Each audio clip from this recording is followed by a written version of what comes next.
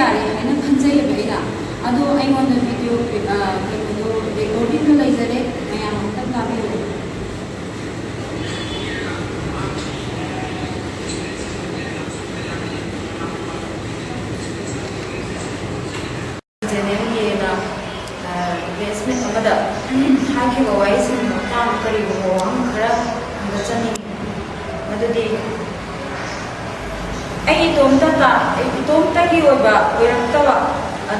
लेबाक मयाम की ओरपा मफम से ओरपदगी अइना सिसि लोचनिंगनी माना अइबो यामना लांगना पुथोपिरे मयाम दसु चमना हले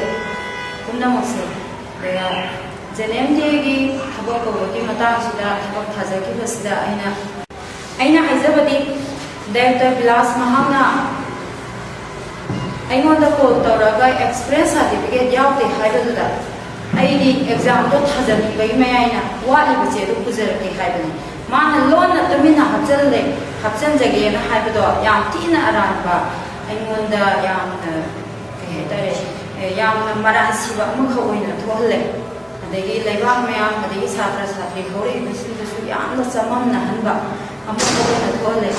अइदी एग्जाम दो थानिंगबगी मयाइना अइगी वालिबो पोतो हपचन जगे याबियु हाइदना अचौबा मनेना अइना हंगचरुबनेबा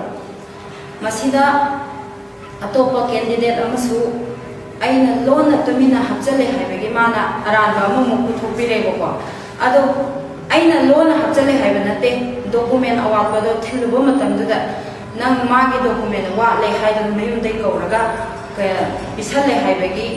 रेकॉर्ड तो सैमोंदा लेजरे अदुसु अइना पुथोकचगे हाइदना नसिसे सेंटोकजगनि स्टेदा क्राइटेरिया सुदे इसे संवाद है तो माने इंगोंदा बदनाम में तकबीरी आईडी मागी नोट्स तो की मतुंगिना मोइना पीरी बतुगी मतुंगिना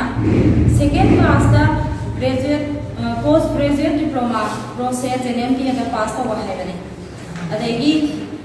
गुरु ओइना परफॉर्मिंग